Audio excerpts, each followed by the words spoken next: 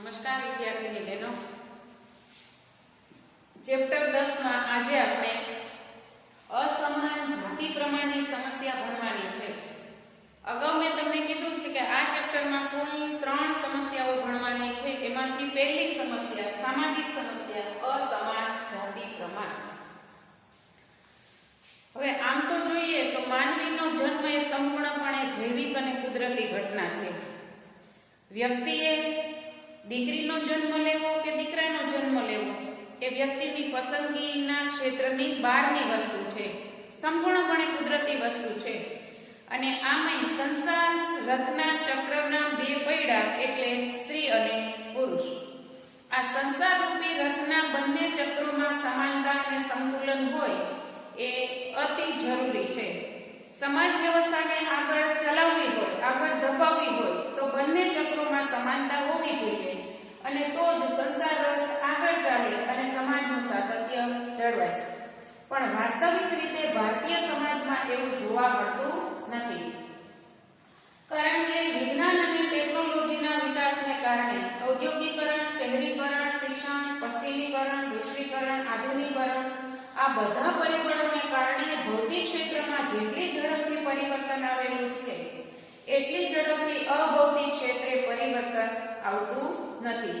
એટલે કે લોકો પોતાની ઘરે નવી કાર કે નવી બાઇકને ખરીદીને એનો જે ઉમળકાથી સ્વીકાર કરી શકે છે એટલી જ ઝડપથી ને એટલા જ ઉમળકાથી તેઓ દીકરીના જન્મને સ્વીકારી શકતા નથી કે વધાવી શકતા નથી. એટલે કે કુટુંબની અંદર એક કુળદીપક હોવો જોઈએ. એ જે પેઢીઓથી પરંપરા ચાલી આવે છે એ પરંપરાને છોડીને નવી પરંપરાનો લોકો એટલી ઝડપથી સ્વીકાર કરી શકતા નથી. અને આવી બધી પરિસ્થિતિને કારણે સમાજમાં અસમાન જાતિ પ્રમાણની સમસ્યા ઊભી થઈ છે.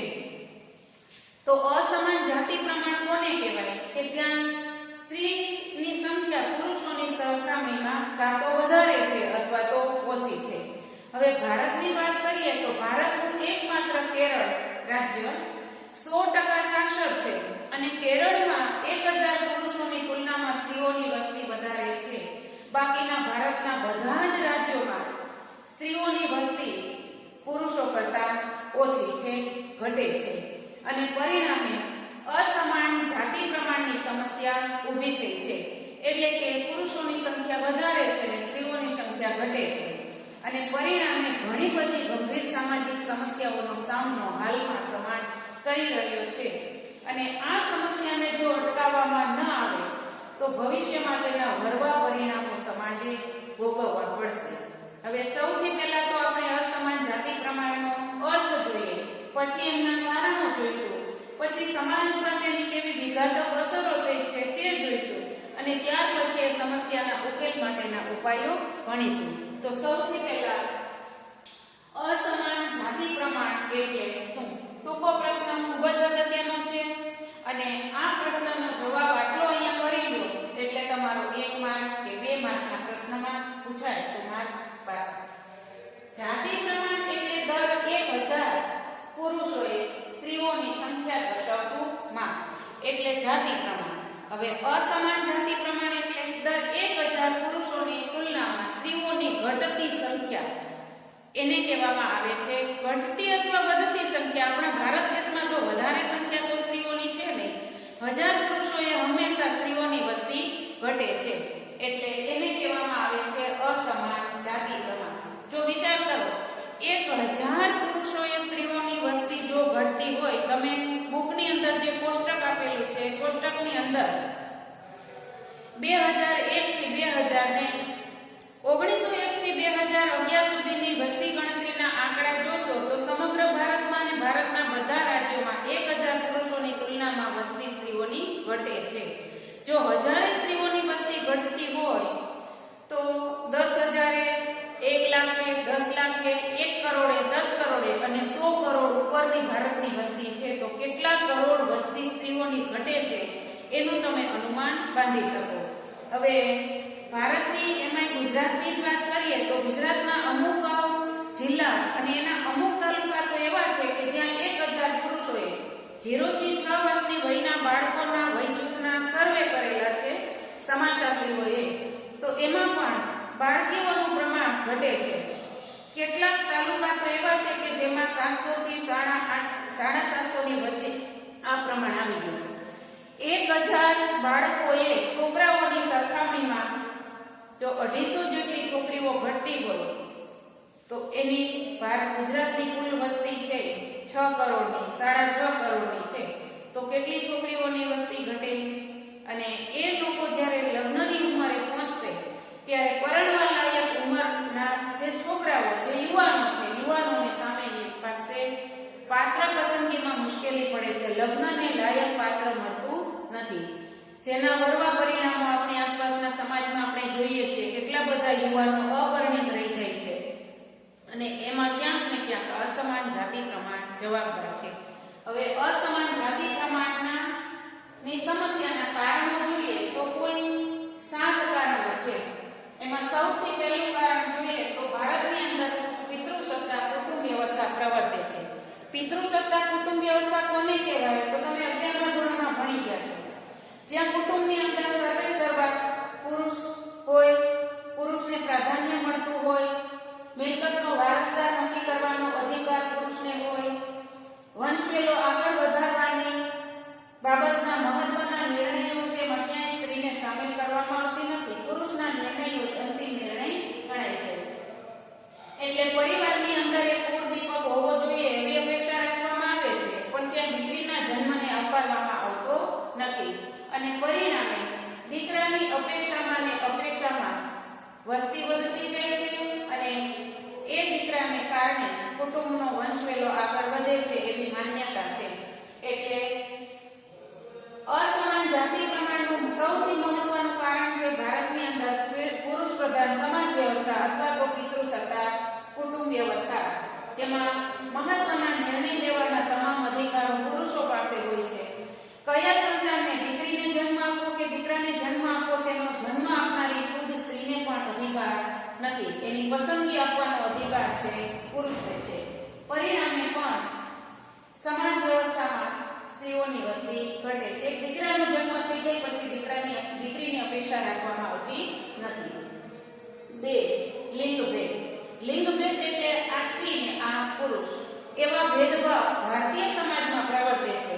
સ્ત્રી પુરુષના સ્થાનમાં અસમાનતા પ્રવર્તે છે. સ્ત્રીનું સ્થાન હંમેશા સેકન્ડનું ગણાય છે, ફર્સ્ટ સ્થાન પુરુષોનું હોય છે અને આવા પરિવારોમાં કાર્યમાં પણ ભેદભાવ રાખવામાં આવે છે. ઘર ગૃહસ્થી સંભાળી અને બાળકને જન્મ આપીને તેનો ઉછેર કરવો એટલે ઘરની અંદરની તમામ જવાબદારી સ્ત્રીની છે અને સ્ત્રીનું કાર્ય છે એ મહત્વનું ગણાતું નથી, કારણ કે એ કાર્યને આર્થિક વળતરના સ્વરૂપમાં જોવામાં આવતું નથી.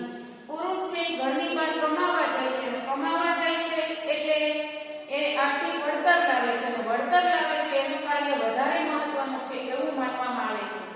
સમાજ જીવનના દરેક ક્ષેત્રમાં, એ પછી સામાજિક હોય, રાજકીય હોય, આર્થિક હોય, ધાર્મિક હોય કે શૈક્ષણિક હોય, દરેક ક્ષેત્રમાં પુરુષની સમાન સ્ત્રીઓને તક મળવી જોઈએ, પણ ખરેખર એવી તક મળતી નથી. કેટલીક જગ્યાએ તો સ્ત્રીઓને વેતનમાં પણ એક સરખું કાર્ય કરે છે, પુરુષની જેમ જ સ્ત્રી કાર્ય કરે છે, એનું પરિણામ પણ એક સરખું હોય છે, છતાં પણ વેતનમાં સ્ત્રીને અસમાનતાનો ભોગ બનાવવામાં આવે છે, કારણ કે સ્ત્રીનું સ્થાન છે પુરુષ કરતા નીચું ગણાય છે. એટલે લિંગભેદ. 3. સ્ત્રી ભ્રૂણ હત્યા. આધુનિક સમયમાં વિજ્ઞાન અને ટેકનોલોજીના વિકાસને કારણે સોનોગ્રાફી મશીનોની શોધ થઈ છે, શિક્ષણનો વ્યાપ વધ્યો છે અને આ બધા પરિબળોને કારણે સોનોગ્રાફી મશીનમાં બાળકનું જાતિ પરીક્ષણ કરવામાં આવે છે. ગર્ભવતી સ્ત્રીના ગર્ભમાંનું પરીક્ષણ કરવામાં આવે છે. પરીક્ષણ દરમિયાન જો માતા પિતાને ખબર પડે કે જન્મનારું બાળક છે સ્ત્રી જાતિનું છે તો આવા બાળકને જન્મતું અટકાવીને તેની ગર્ભમાં જ જે હત્યા કરવામાં આવે છે એને કહેવામાં આવે છે સ્ત્રી ભ્રૂણ હત્યા. ટૂંકા પ્રશ્ન માટે પણ આ પ્રશ્ન ખૂબ જ અગત્યનો છે. ગર્ભમાંના બાળકની જાતિ જાણી અને પછી સ્ત્રી જાતિનું બાળક હોય તો તેને ત્યાં ને ત્યાં મોતને ઘાટ ઉતારી દેવામાં આવે. આ આધુનિક વિજ્ઞાનનું વર્તનને બદલે શાપરૂપ કાર્ય કાળા માથાનો માણસ કરવા માંડ્યો છે અને આવી પરિસ્થિતિને કારણે ભ્રૂણ હત્યા બાળકીની થઈ જાય છે. પહેલાના સમયમાં વિજ્ઞાનનો વિકાસ થયેલો નહોતો, ટેકનોલોજી કે સમાજમાં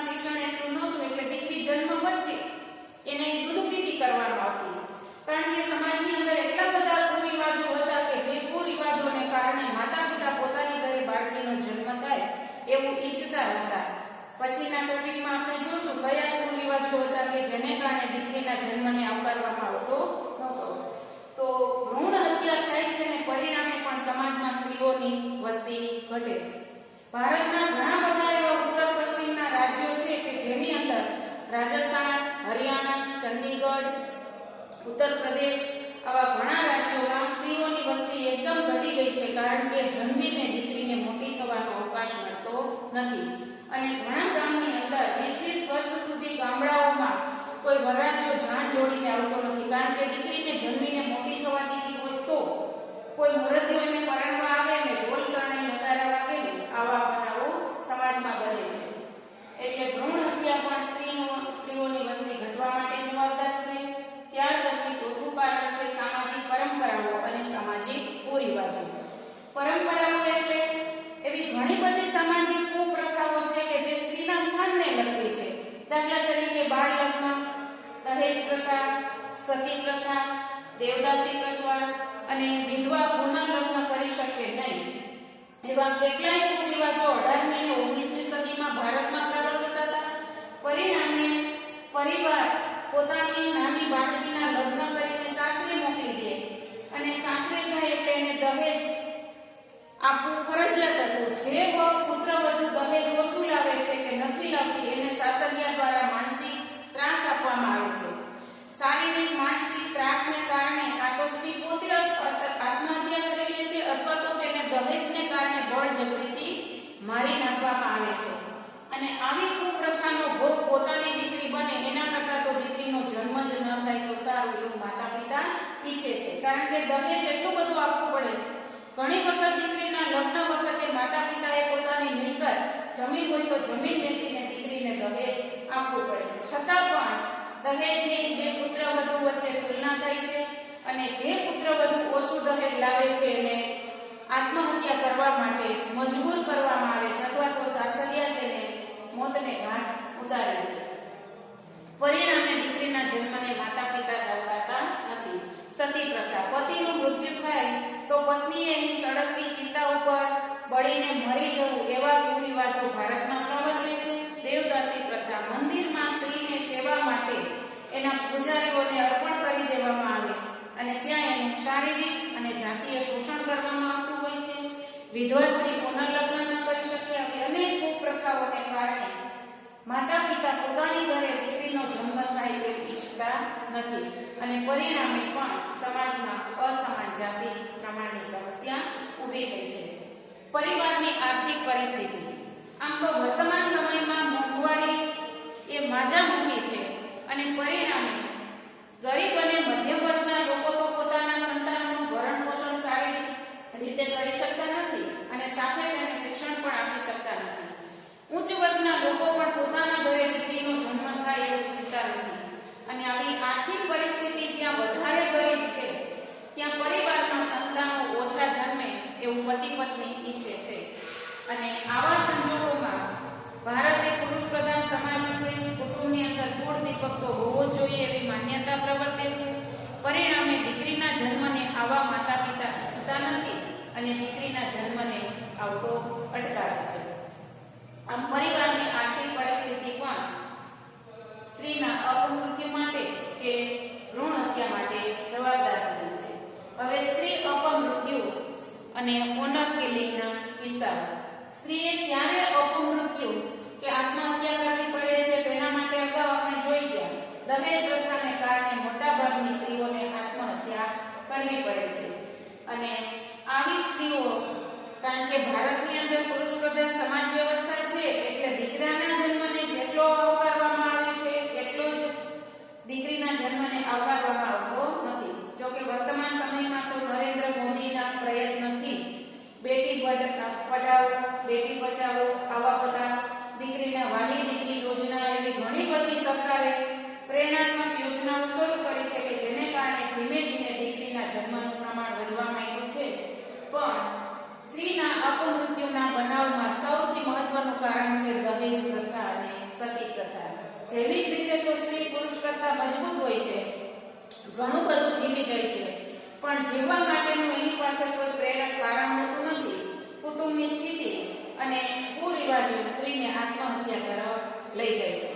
પરિણામે પણ સ્ત્રીઓની વસ્તી ઘટે છે. અને છેલ્લું કારણ છે સ્થળાંતર.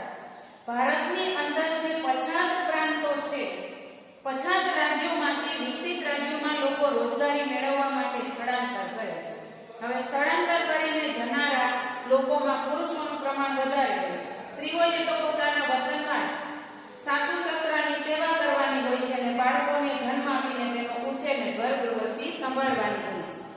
આવા સંજોગોમાં સ્ત્રી ઘર છોડીને પુરુષની સાથે સ્થળાંતર કરી શકતી નથી અને પરિણામે જે પ્રદેશમાં સ્થળાંતર કરીને જાય છે પુરુષોની સંખ્યા વધે છે, ત્યાં સ્ત્રીઓની વસ્તી ઓછી હોય છે.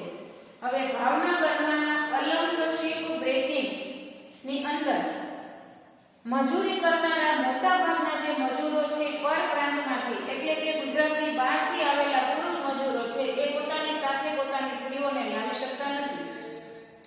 આવા સંજોગોમાં પુરુષોનું પ્રમાણ ગુજરાતમાં વધ્યું છે.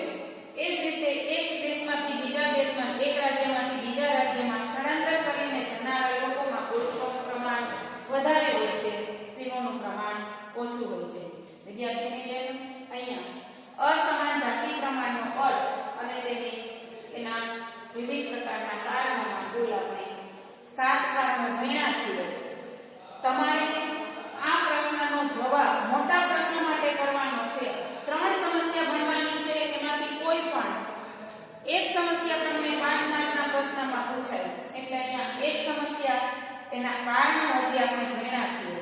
હજી એની સમાજ ઉપરની અસરો અને એનું નિવારણ કઈ રીતે થાય એ 2 પ્રશ્ન આ ટોપિકમાંથી ભણવાના બાકી છે. પછી આપણે બીજી સમસ્યા ભણીશું. તો તમારે આના કારણો, અસમાન જાતિ પ્રમાણનો અર્થ અને તેના કારણો જણાવો. આ પ્રશ્ન વિડિયો જોઈને તમારે પાકો કરવાનો છે, હોમવર્કમાં લખવાનો છે. અસ્તુ, ધન્યવાદ.